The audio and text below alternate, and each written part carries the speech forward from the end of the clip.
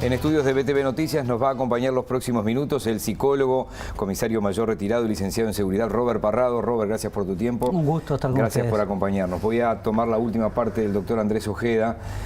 Debe quedar en manos de un policía, obviamente un oficial, un subcomisario, un comisario a cargo de una comisaría o subcomisaría.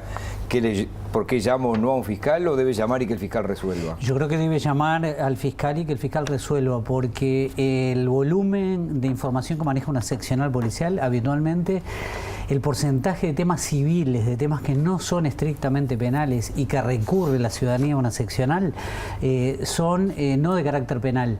Entonces, no tendría que tener una formación muy diferencial como para poder distinguir y separar, y yo creo que las garantías en ese sentido, y comparto lo que decía el doctor Ojeda, debe quedar en la estructura judicial, en este caso en la Fiscalía, y van a tener que notificar y dar cuenta, salvo temas que son puntuales, como una prestación de garantía en un hecho de violencia doméstica, que hay algunas cosas que ya están fijadas en el protocolo que la Fiscalía lleva adelante con el Ministerio del Interior. Igual lo que estás diciendo, la comisaría hace de filtro, un primer filtro a la justicia también. Sí, sin duda. No, señora, no, señor, esto es un caso civil que no tiene nada que ver con... Claro, en mis tiempos igual enterabas al juez, porque tenías la tranquilidad de que la decisión era judicial y el juez estaba acostumbrado a eso, pero también había una agilidad en el operador, que era el subcomisario guardia, un subcomisario y un oficial principal, si bien las jerarquías ahora son menores para ocupar esos cargos, había una experiencia, un ida y vuelta que era algo muy ágil y no era algo que complicara mucho, ¿no?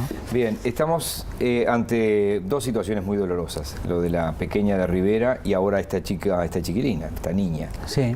Acá en Montevideo, ayer había pasado algo en Maldonado, pero de noche por suerte apareció. Esta chica Oriana volvió. ¿Se ha incrementado esto o las redes hacen que tengamos más visibilidad de cosas que antes pasaban y no tenían tanta difusión? Yo creo que se mantiene más o menos en el volumen que uno había dejado cuando me fui al Ministerio del Interior en el 2010. El volumen de adolescentes que iban y venían eran bastante. Lo único que yo veo distinto ahora es que hay niñas o niños un poco más chicos, pero también en estos tiempos tienen una mirada más adolescente que la que había unos años atrás.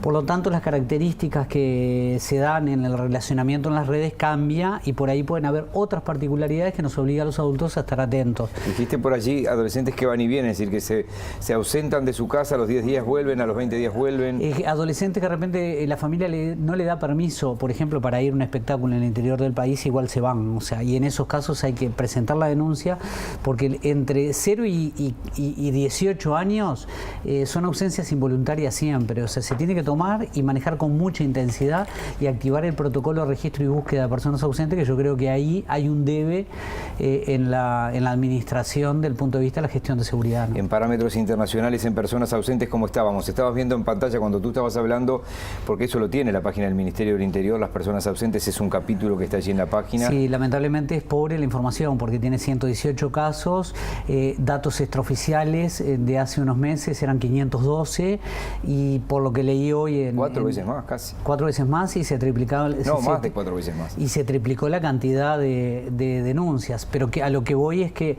ni siquiera está en la cantidad de personas ausentes en la página.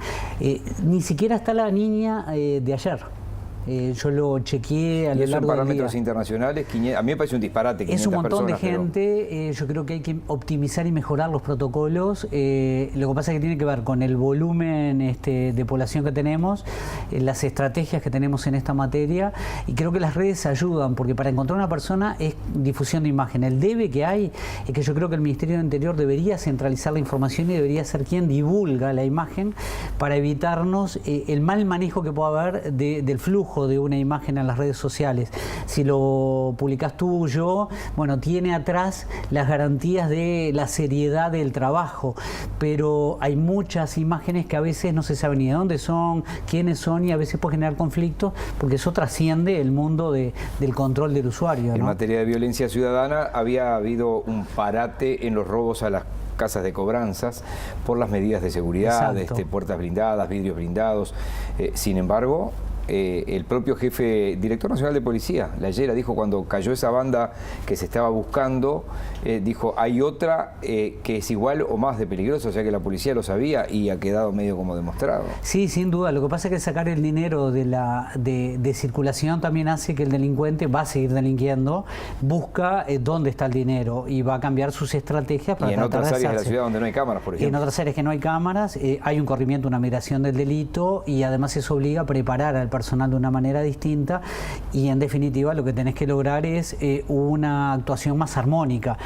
¿Qué cuesta? Cuesta, y no olvidarnos que esta administración en particular cambió el paradigma, o sea que no es menor, es como lo del nuevo código, que bien lo decía el doctor Ojeda, cuando se cambia un paradigma todo vuelve a cero, o sea cada vez que se arranca es complejo establecer las reglas del juego. ¿Y en qué cambió el paradigma del Ministerio del Interior? Y por ejemplo las unidades básicas operativas, las seccionales policiales, no son las unidades que nosotros conocimos, son casi que una esquinita administrativa en la estructura policial, es como un kiosquito de lo que vendría a ser la estructura policial, lo dividió en subjefaturas, modificó, por ejemplo, estructuras como investigaciones, como automotores y algunas que otras eso lo más. hace alguien que sabe, que tiene experiencia. Yo creo que la experiencia acumulada de alguna forma se licuó y eso afecta también la actividad de investigación, partiendo además de una premisa que es histórica. Hoy pasa igual y debemos cambiarlo, que es que no se enseña a investigar. Entonces ahí se dan muchas cosas que nosotros tenemos que aprender a manejar, como por ejemplo, y yendo al caso que tú me planteabas de Rivera, vi en las redes la difusión de la imagen de las personas detenidas. Incluso aparentemente en un carcelaje, o sea, ese tipo de fuga de información. Eso es un policía que pasó eso. Evidentemente hay algo que está mal, que tiene que ver con el perfil profesional con el que abordamos el tema y eso dispara mil cosas en las redes, desde la pena de muerte a la cadena perpetua. Pena de muerte obviamente que uno no está de acuerdo, sí podríamos pensar una retención permanente sanitaria para cambiarle el nombre por si a alguno le cae mal, habría que definirlo legalmente y ver cuál es la política criminal que el Estado uruguayo se fija. Por último, por hoy. Sí. En los dramáticos casos de violencia de género, violencia doméstica, es una violencia familiar, intrafamiliar. Sí. Abusos de menores, por lo general, se da... ¿Y eso cómo se mejora eso? Yo creo que ahí hay que mejorar, primero que habría que trabajar en rehabilitación, no nos olvidemos que un abusador abusa de más de una persona. Los datos que tenemos del Ministerio del Interior, más o menos van a haber este año 300 y pico de casos de violaciones, entre tentativas y consumadas. Si esos 350 casos son víctimas, tenemos la mitad de abusadores más o menos.